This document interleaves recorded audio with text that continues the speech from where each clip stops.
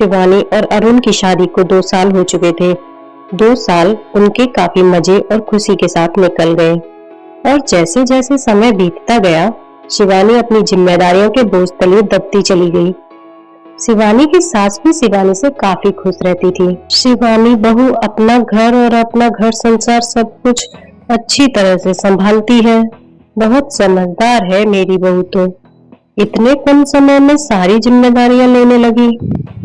गर्मियों की छुट्टियां पड़ गई थी। शिवानी को अपने मायके जाना था। उसने अपनी सास से बोला, मम्मी जी 2 साल हो गए हैं, मैं अपने मायके नहीं गई हूँ। क्या मैं कुछ दिनों के लिए वहां रहकर आ जाऊं? देखो शिवानी बेटा, इस बार तो नहीं, पर तुम अगले साल चले जाना। शिवानी यह सुनकर काफी नाराज और दुखी होकर सोचने लगी कि जब अन्नू दीदी हर 3 महीने पर घर आते हैं तो मम्मी जी काफी खुश होती हैं और कहती हैं, बेटा कितने दिनों बाद घर आई हो, कुछ दिन और रहकर जाओ।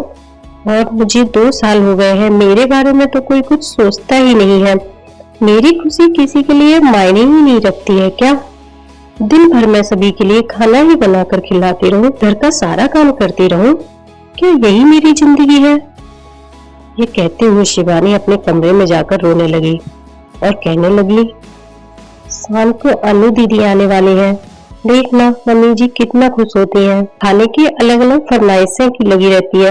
कभी अनु दीदी के लिए समोसा बना दो, कभी कचौड़ियाँ बना दो, कभी पनीर की सब्जी बना दो, तो कभी मिठाइयाँ बना दो। ये क्या, मैं इतना क्यों पूछ रही हूँ? करना तो मुझे ही है, खाना तो मुझे ही बनाना है। चलूं अभी किचन में, अभी से तैयारियों में लग जाऊं। शिवानी यह सोच ही रही थी कि सास की आवाज आई, शिवानी बेटा जल्दी आओ, देखो अनु आई है। शिवानी अपना दुख छुपाते हुए और चेहरे पर मुस्कान लिए अपनी ननद का स्वागत करती है। कैसी हो भाभी? अच्छी हूँ दीदी। और आप बताइए घर पर सब कैसे हैं? और हमारे जीजा जी कैसे हैं? अभी वह भी अच्छे हैं।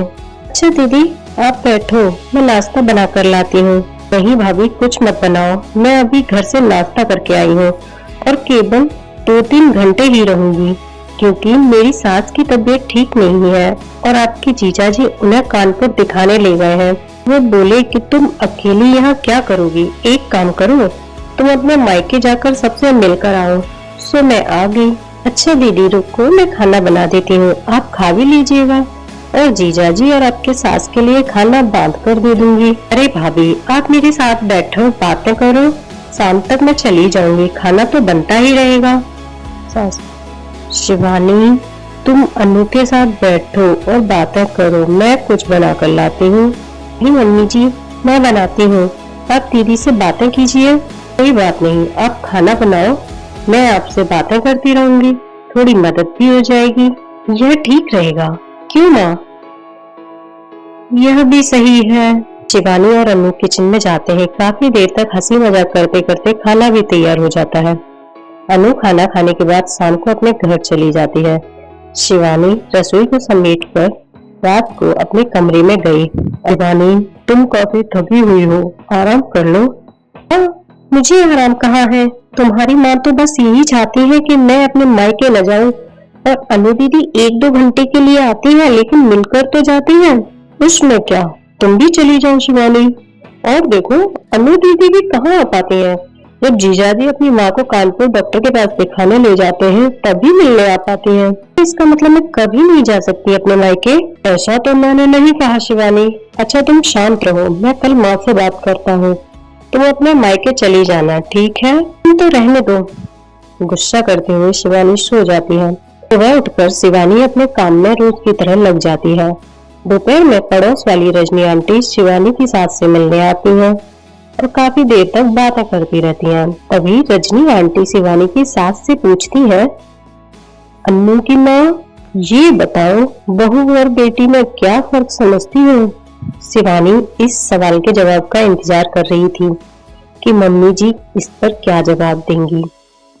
शिवानी की सास मुस्कुराते हुए बोली, बेटी कैसी भी हो पर वह मीठी होती है, बहू नमक की तरह नमकीन होती है। यह सुनते ही शिवानी निराश होती है और दिल भी काफी दुखी हो जाता है। रजनी आंटी चली जाती हैं। काफी देर तक शिवानी सोचती है कि मैंने अपनी मम्मी के साथ क्या बुरा किया है। मम्मी जी मेरे बारे में ऐसा क्यों सोचती हैं? और वह अब घर में निराश रहने लगती है। निराश शिवानी को देखकर एक दिन शिवानी की सास ने पूछा, शिवानी यहाँ आओ, तुमसे कुछ किसी ने कहा है क्या? या अरुण ने कुछ बोला क्या? कुछ नहीं मम्मी जी। शिवानी की आवाज में डर था। शिवानी की सास ने अपने पास बिठाकर पूछा, नहीं तुम बताओ शिवानी क्या हुआ है? शिवानी की आंखें आंसू से भर आई और शिवानी ने अपनी सास को सारी बात बता दी। कैसे रजनी आंटी से आप बहू और बेटी में फर्क बता रही थी?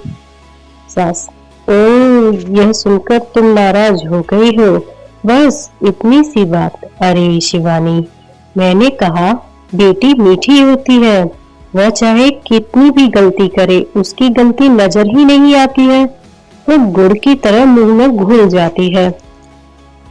और अगर खाने में मीठा ना हो तो कोई फर्क नहीं पड़ता। और बहू नमक के समान इसलिए है क्योंकि खाने में अगर नमक ना हो तो खाना बेस्वाद होता है। खाने में नमक मिलने पर हम जो खाना खाते हैं उसी समय नमक के हम कर्जदार बन जाते हैं। ठीक उसी तरह तुम मेरे लिए वही नमक हो। मैं अपने स्वार्थ के लिए तुम्हें कहीं नहीं जाने देती हूँ, क्योंकि तुम्हारे न रहने पर घर सूना सा लगता है। इस घर को संभालती हो इसलिए हम तुम्हारे कर्जदार हैं। शिवानी सारी बात समझ जाती है और अपनी सास से माफी मांगते हुए रोने लगती है।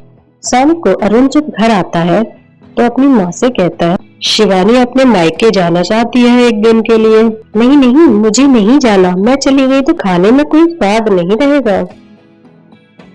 अरुण को कुछ समझ नहीं आया। कल रात मायके जाने के लिए मुझसे कह रही थी, अचानक इसे क्या हो गया? अरुण ऐसा सोचने लगा कि औरतों को समझना मर्दों के बस के परे है। और अरुण एक टकाटक शिवानी और अपनी माँ को देखता रहा। Thanks for watching the videos.